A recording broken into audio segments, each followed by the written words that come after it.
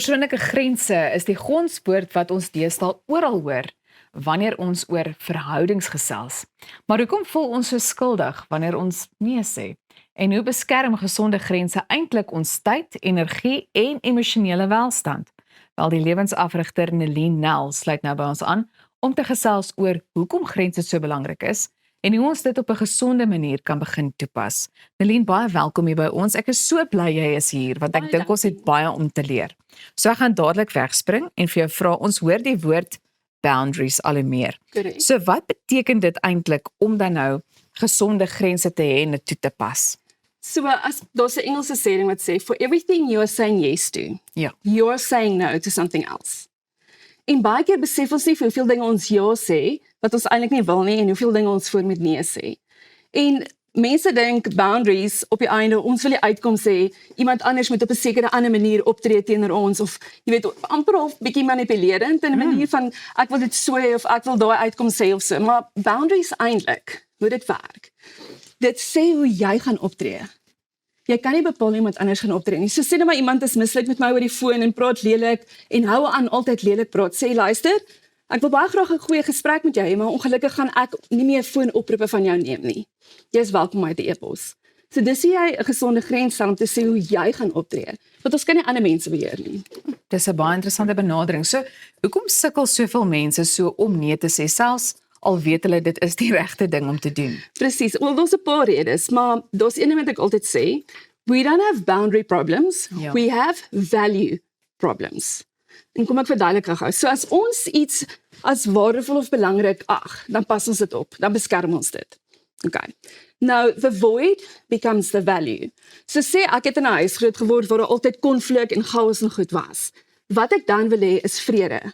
Nou kom mamma by die huis, kinders het nie die skottelgoed uitgepak nie. Sy is nie lus vir hierdie gesprek of hierdie konflik nie. Wat doen sy? Sy kies die waarde van vrede. En gaan pak maar net gou self die skottelgoed uit. Maar dan die waarde van verantwoordelikheid vir my kinders leer die prys betaal. So the void wat vir my missing was, wat vir my nie daar was so klein was nie, het die waarde geraak. En dan maak ek besluite volgens my waardes. So, people pleasing. Die Ja. waarde van ander se opinie is belangriker as my eie. So waar kom daai skuldgevoel dan vandaan? Daai skuldgevoel kom van toe ons klein was en goed verkeerd gegaan het. En iemand vir jou gesê het, jy het my so kwaad gemaak. Dis jou skuld. En jy was verantwoordelik gemaak vir ander mense se emosies, se aksies en reaksies en besluite. So nou het ons hierdie prentjie van kleins af wat al in ons ingebou is wat sê, jy is verantwoordelik vir ander mense. Se emosionele welstand vir al goed. Ons is verantwoordelik teenoor ander mense, maar nie vir nie. Almal is verantwoordelik vir hulle eie emosionele reaksies, daai tipe goed. So ek het al met my kinders ook, as jy weet mamma dit verloor het en so hard geskree het dat die bure se kinders opspring om hulle tande te gaan borsel, jy weet, sê ek vir hulle, luister, my skree was ek het dit nou verloor. Ek's jammer, vergewe my vir my deel. Jou aandeel is jy het nie saamgewerk nie, maar jy is nie verantwoordelik vir my emosionele reaksie nie, ek's verantwoordelik daarvoor. So wat is die tekens, jy weet, wanneer iemand se grense nie sterk genoeg is nie? Gewoonlik, een van die grootstes, burn-out. Want ons sê ja vir al die ander mense. En dis die ding, as ons nie gesonde grense het nie, bepaal ander ons agenda. En hulle bepaal waar ons tyd, ons energie en ons belangrike bates basies spandeer. So dan bepaal ander dit en nie ons nie. Is daar 'n verskil tussen gesonde grense en selfsug? Dis so interessant. Ek dink, jy weet as maatjies as hulle klein is, dan kom jou maatjie, dan speel jy nou met iets wat hulle wil hulle ook daarmee speel. Ja. Okay? Nou hulle vra vir iets wat joune is. So they actually want something selfishly. Maar nou sê hulle wanneer jy nee sê jy selfsugtig. Is dit nie ironies nie? So daar's 'n ding tussen gesonde grense stel en dis ook die hoe. Dis is as 'n vriendin verwag jy met die oggend daar kom help om alles te set up vir verjaarsdagpartytjie en dit gaan jou 3 ure vat, maar dis die enigste 3 ure wat jy het saam met jou familie. Om te sê, yes, ek sal geloof het om jou te help. Ek wens ek het vroeër geweet, maar ongelukkig het ek reeds 'n afspraak. So jy sê ja vir die tyd van die familie, want as jy ja vir haar sê jy nee vir jou familie, byvoorbeeld. En hoe moet 'n mens te werk gaan wanneer jy grense stel met die mense na aan jou? Jy weet, sonder om daai verhoudings te na te kom. Jy het nou spesifiek verwys na vriendinne, maar ek bedoel familie, vriende, 'n lewensmaat. Daai is 'n interessante en ek dink die rede hoekom ons sukkel met ons grense of ons boundaries. Ons weet gewoonlik wanneer dit geviolate is. Dan weet jy. Maar ons het nie die vooraf ooreenkomsgesprekke nie. Ja, En ek dink dis die groot ding is om te sê, wat wil jy graag hê? Wat wil ek graag hê? Wat's ek bereid om te doen vir wat ek wil hê? Wat's jy bereid? En wat is die gevolge as ons nie dit so saam doen nie? So as ons die ooreenkomsgesprekke vooraf het, dan raak die na die tyd baie makliker om te sê, hoorie, ons het ooreengekom, ek maak kos, jy was skottelgoed. Yes, jy weet jy het nou nie die skottelgoed gewas nie, help my verstaan of ek besef jy was moeg gewees. Maar ons ooreenkoms was dat jy die skottelgoed was. So obviously mens kan renegotiate. ja. As iemand moeg is of iets en sê hoorie, kan jy dit vanaand doen, ek sal môre dit en dit vir jou doen. Maar omdat ons nie die ooreenkomsgesprekke voor die tyd het nie. Ja, so dit klink vir my as ek nou 'n afleiding kan maak dat daai kommunikasie van kardinale belang is, maar nou wil ek oorbeweeg na die werksplek toe. Hoe stel 'n mens grense in die werksplek en watter raad het jy miskien vir iemand wat oorlaai word? Wat baie keer gebeur en ek dink veral in ons Suid-Afrikaanse culture is dit daai ding van your yes needs to be your yes. Wanneer jy ja sê, moet jy by jou woord hou.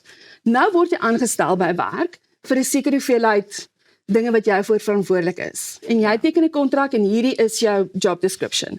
Maar wat baie keer gebeur is daar word goed bygesit en nog goed bygesit en nog goed bygesit, maar niks weggevat nie.